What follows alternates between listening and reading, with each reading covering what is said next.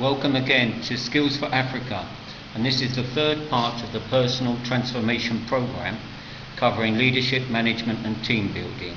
We believe all of our candidates are leaders, and whether you're a nurse, a business person or a manager, you have very critical responsibilities and you need to develop the kind of skills that we're going to cover in this program.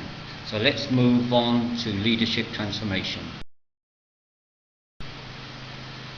Right, in Skills for Africa, we have an approach to leadership based upon executive intelligence.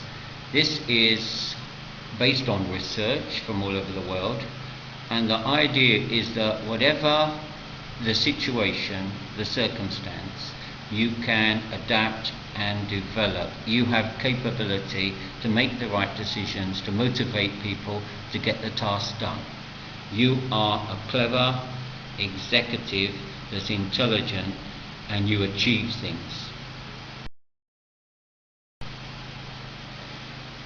Now, the important thing is to consider where we are in management skills.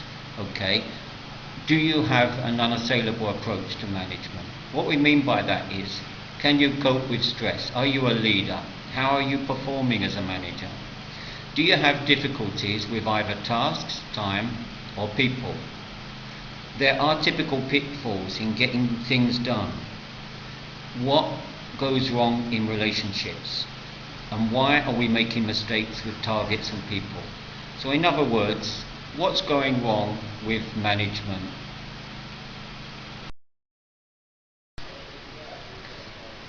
Okay, so let's start with exploring traditional leadership, styles of management and what happens in organizations.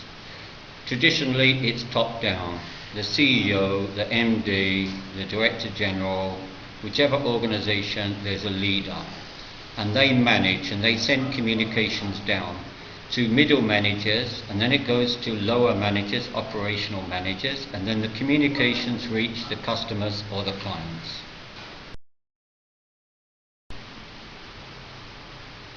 Now, a big improvement on that is bottom-up management, or combining the two.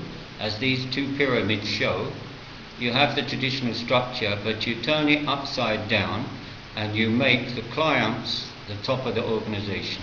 Whatever they want or need, and frontline staff are very, very important because they're close to customers.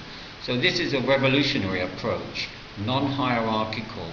Managers are humble enough to be able to listen to their staff, to be able to do things to improve situations, to improve the service for clients, for customers, because it's based upon true open communications, transparent communications.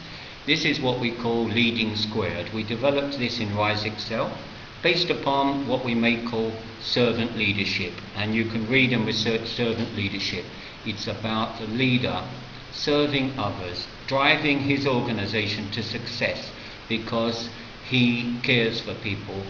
He is driving success based upon the needs of people, namely his customers.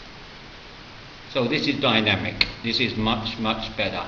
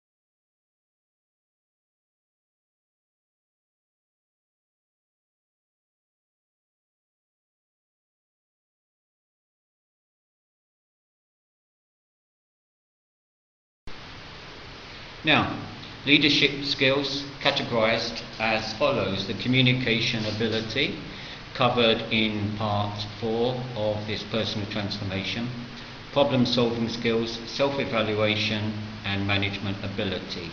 Those are skills we develop within the program and we.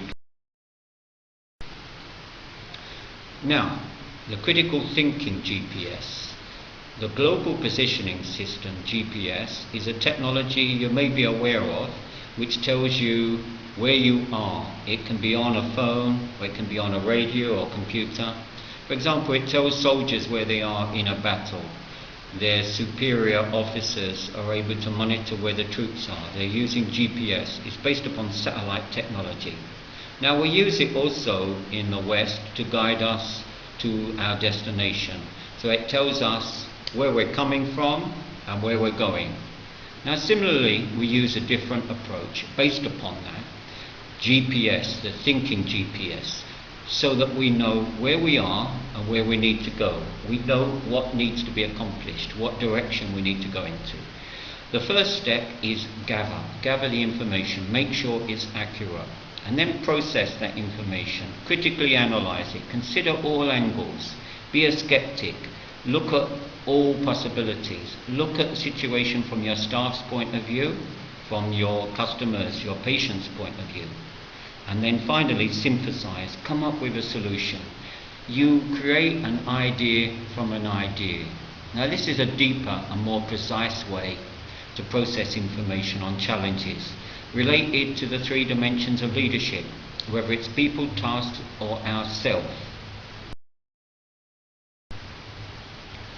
So these are the primary concerns of leaders: people, our staff, people, our customers, oneself, how we're performing, what we're doing, how we can adapt, and tasks, how we can accomplish the task. Those are the 3 areas that we focus on, and you must be balanced in all of those areas. If you focus on one of them, the other 2 suffer. So a balanced approach. The foundations and skills. Let's look at active leadership, management and teamwork and how it works out. First of all, people often ask, what is leadership? Well, it's something that gets things done. The ability to direct and motivate others to achieve goals. Many personal qualities are connected with leadership, but includes self-direction, flexibility, assertiveness. What is your leadership style? Those 3 typical styles, but in reality no one is one particular style alone. You're normally adapting according to situations, but some people are autocratic, they are task-oriented, they base this approach that they know best.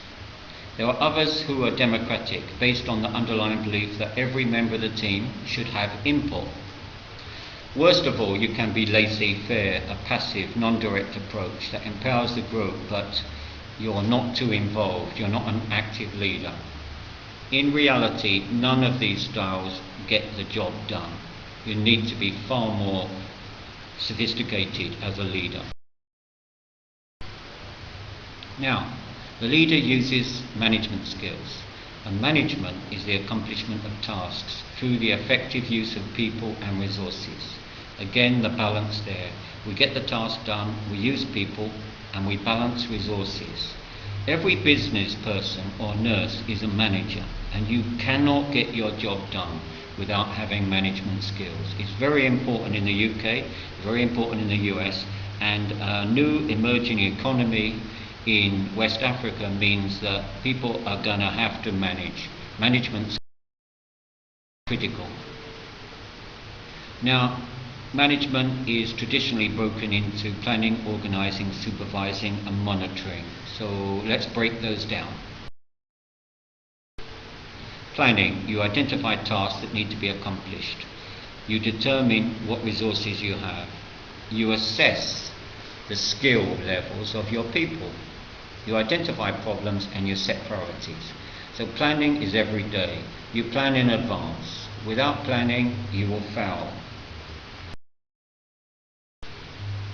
Organizing, you will assess clients' customers' needs, ensure the availability of resources, share pertinent information, determine timetables, schedules, completion of certain tasks. So you are the active organizer, the coordinator. Supervising. Direct care is provided by others, or direct service.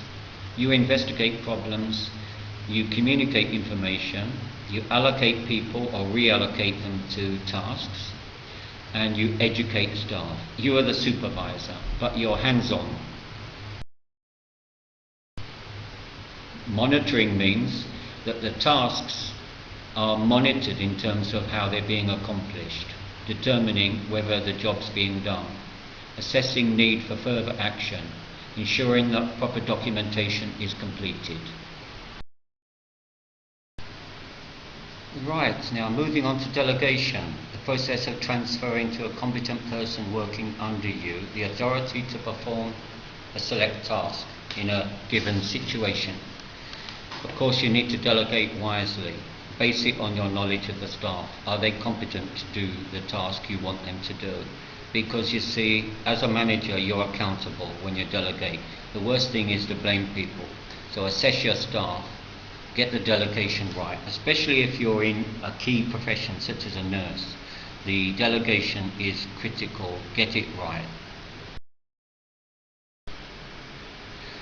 Will help you with that, getting it right. The 5 rights of delegation. Make sure the task is right for that person, the circumstance is right. You've chosen the right person. You direct them and communicate with them correctly. Make sure there's no misunderstanding and that there's going to be the right supervision. The 5 rights. As I said, the responsibility for actions and inactions performed by oneself or others is accountability. You are accountable. Assignment is the transfer of activities from one person to another, involving the downward or lateral transfer of both responsibility and accountability for an activity. So this is a bit deeper than delegation. They are responsible now for their assignment. Okay, now when we consider delegation or assignment, consider the following. First of all, what potential is there for harm? This is in particular in the health nursing situation. The complexity of the task, the required problem solving and innovation. Are you, in that case, choosing somebody who is innovative, creative? And of course, the unpredictability of the outcome. Are you sure what's going to happen when they've completed the task? And finally, the required coordination and consistency of the client's care.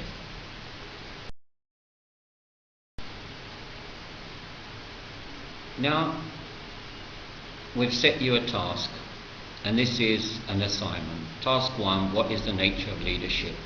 A very, very brief assignment, writing about your approach to management and how you can adapt. Our approach here is considering visionary leadership. So in this assignment, what is your vision? A vision is something that one creates in their mind, a future that one hopes to create or achieve in order to improve upon the present state of affairs. So in other words, a vision to change what's happening currently. It requires people who always look for development and improvement, visionary people. Visionary leadership means a leader brings to the situation a clear and compelling sense of the future, as well as an understanding of what is required to get to that future successfully.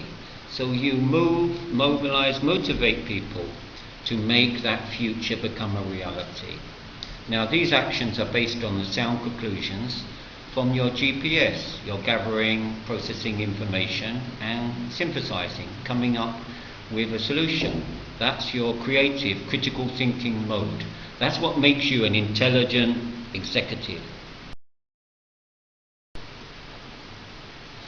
Now, the final portion here is about a particular form of leadership. It can be adapted to many situations. I personally love it because it motivates people. It's based upon the idea that the leader is very caring and models care and love for others. It's designed especially for the health service, and it's very big in the UK. So we need to consider, how do you adapt your practice to include leadership? And why what we call compassionate leadership? So this is a new field of research that suggests when organizations promote an ethic of compassion, you promote compassion and not a culture of stress, you have a happier workplace, a happier workforce, and an improved bottom line. In other words, you get results. So, what are the benefits of leading with compassion? When leaders are fair, humble, or self-sacrificing, their employees would experience elevation. Now, that elevation is high morale. It's a warm, uplifting feeling that people experience when they see good actions, unexpected acts of human goodness, kindness, courage, or compassion. So as they see that, it makes a person want to help others and to become a better person himself or herself. As a result of this elevation, the employees or staff feel more loyal and committed, and they're more likely to act in a helpful and friendly way with other employees and with patients, with customers, with clients. In other words, if a manager sets a good example as a service-oriented and ethical person, she or he is more likely to make her or his employees follow suit and to increase their commitment to him or her. Let's summarize this. The benefits of leading with compassion are that if you as a leader follow a great example, people will follow, and your organization will be characterized by very good service, a very caring service. This compassion spreads like wildfire. So you might ask, oh, this sounds weak. But look at the people here. Is compassionate leadership weak? These are people that change nations, that shake the earth, that change cultures. These are people that get results. All of these people here, Mahatma Gandhi, Mandela, oh, wonderful people here. So, are you like them? You can achieve while still being compassionate. The reality is, a successful leader sets a great role model, sets the example, the compassionate role model. But part of their role is also being an activist. That means you promote this caring, service-oriented approach. You campaign, you remind your staff, you mobilize and motivate the staff to take on board these ideas. So you're both an example and an action-oriented manager. Well, that brings to a conclusion personal transformation and leadership skills. But the critical thing is putting this into action. So please write a reflective report on how you will adapt your practice to what you have learned, putting leadership knowledge into action, and you will achieve your dynamic